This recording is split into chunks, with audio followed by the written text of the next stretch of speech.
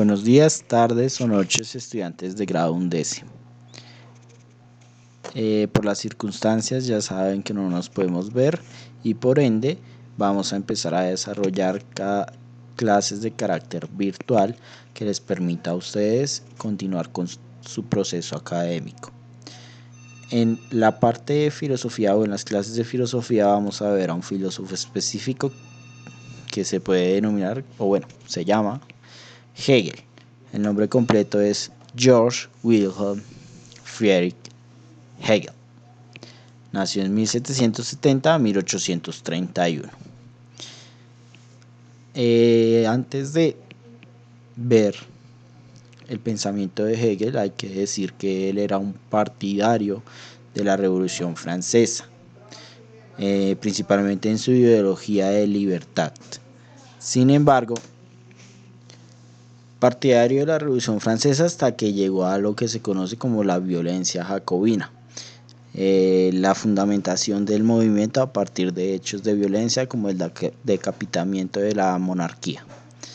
Pero bueno, George Hegel es uno de los mayores exponentes de la rama de la filosofía que se conoce como idealismo alemán. Antes del idealismo alemán existían dos ramas de la filosofía que ya denominaremos como las denomina Hegel, porque esto hace parte de la estructuración del pensamiento filosófico de Hegel. Antes del idealismo alemán y por lo tanto antes del desarrollo de la filosofía hegeliana, existía lo que se denominaba como empirismo y racionalismo. Empirismo era la tesis o la interpretación racional del mundo a partir de los sentidos. El empirismo proponía que el mundo se conocía a partir de la experiencia. El mundo estaba ahí y solo las actividades o las actuaciones de las personas le brindaban sentido. El racionalismo, en cambio, le daba este papel de la producción del conocimiento a la razón, es decir, a la mente humana. Para el racionalismo no era necesario el uso de los sentidos. De hecho, algunos racionalistas creían que la experiencia o el conocimiento a partir de los sentidos del ser humano generaba confusión. El racionalismo proponía que las ideas existían por sí mismas, es decir, per se. Declaraban que el pensamiento era una existencia ajena al ser humano, que el ser humano lo que hacía era, a partir de su desarrollo mental, descubrir lo que era el mundo, pero que éste tenía una razón de ser por sí mismo. Este es el mundo ideológico en el que se desarrolló el pensamiento de Hegel. Se comenzó a dejar de creer que esto y esto eran categorías limitantes. Hegel, en primer lugar, desarrolla lo que se conoce como el no el totalitarismo, esto es una categoría política, sino la totalidad. Hegel el totalismo declaraba que el mundo que conocemos, el mundo perceptible, no está dividido entre los sentidos o la razón, ni entre naturaleza ni entre ser humano. Para Hegel, el mundo existía como una totalidad, era un todo absoluto.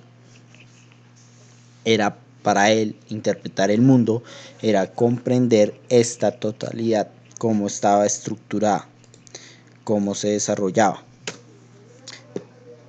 Sin embargo, él reconocía que para conocer la totalidad hay que distribuirla, segregarla, es decir, dividirla. No puedes conocer la totalidad si no conoces cuáles son las partes que se suman. Es decir, no puedes conocer sin la suma de sus partes. Porque eso era la totalidad para Hegel. El mundo era una totalidad, pero para el ser humano entenderla tenía que dividirlo en partes. Por eso desarrolló tres realidades, o lo que él denominó las tres realidades de la existencia. En primer lugar está la naturaleza, es decir, el mundo físico, natural, el que es perceptible a partir de los sentidos. El mundo de la realidad física. Después está la mente humana, que es pues la parte racional del conocimiento, de lo simbólico, de todo lo que es creado por el ser humano. Y en último lugar no en último lugar no está en orden jerárquico, sino que el espíritu absoluto. Este espíritu absoluto lo vamos a ver en las clases siguientes, porque es más que todo el que más se puede llegar a complicar, entonces lo vamos a ver con mayor profundidad. Estas tres realidades son las que para Hegel se unificaban y crear el mundo que es conocible o perceptible para el ser humano. Solo estas tres realidades se podían dividir en varias: el olfato, tacto, gusto, la parte racional, la parte sentimental. Esto, la suma de sus partes es lo que crea el universo.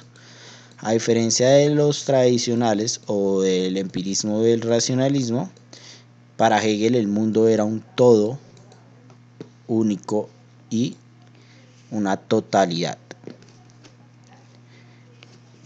Lo siguiente que vamos a ver en esta clase es cómo estructuró Hegel el pensamiento humano. Para Hegel el pensamiento humano se desarrollaba a partir de la dialéctica.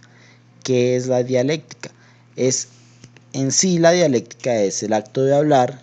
La dialéctica era una teoría que existe desde casi los inicios de la filosofía, porque se le suele atribuir a Sócrates y a Platón, como ya deberían saber. Por eso la dialéctica es en sí la conversación. Pero Hegel habla de una dialéctica de carácter, profesional o científico. Hegel no se preocupa tanto por el hecho de la conversación, sino que estructura esta conversación, le da un sentido. ¿Cuál es este sentido? Para Hegel entonces la dialéctica era un proceso de tres partes. Primero, la creación de una tesis, es decir, una afirmación, asegurar que algo es de cierta manera. Después de la tesis, lo que sigue es la antitesis, como podemos ver acá. Tesis, antitesis. La antitesis era la reacción o la interpretación contraria a la tesis. La antitesis reacciona a las afirmaciones que da la tesis y las niega. Va en contradicción a una tesis. Y por último tenemos lo que se denomina como síntesis. Es el resultado, por así decirlo, lo que genera la discusión entre estas dos, lo que se concluye. Esta síntesis suele ser una unificación de las dos partes. En el caso de Hegel podemos ver cómo se desarrolla este pensamiento. Por ejemplo, el empirismo nació como tesis y el racionalismo fue la antitesis, lo que convierte al idealismo alemán y a Hegel en la síntesis. Este pensamiento suele ser utilizado para referirse única y exclusivamente al desarrollo científico. Sin embargo, en realidad Hegel lo pensaba como la estructura del pensamiento humano. Cuando se habla de ciencia se suele hablar de esto: una tesis, una antítesis y una síntesis. Pero Hegel lo pensó como esta es la forma en que se estructura todo el pensamiento humano. Es decir, que todas las personas pueden generar una tesis, o cuando debaten con otras se genera una antítesis, y lo ideal es que se genere una síntesis. Bueno, con eso concluyen lo que íbamos a ver sobre Hegel. Ya más adelante vamos a ver un poco más sobre cosas, lo que él hablaba sobre el caos, porque para Hegel también es, al ser un totalismo o una totalidad, el bien y el mal o el orden y el caos son partes del, valga la redundancia, del todo. Es decir, que el caos para Hegel deja de ser algo como negativo y se convierte en una parte necesaria en el desarrollo.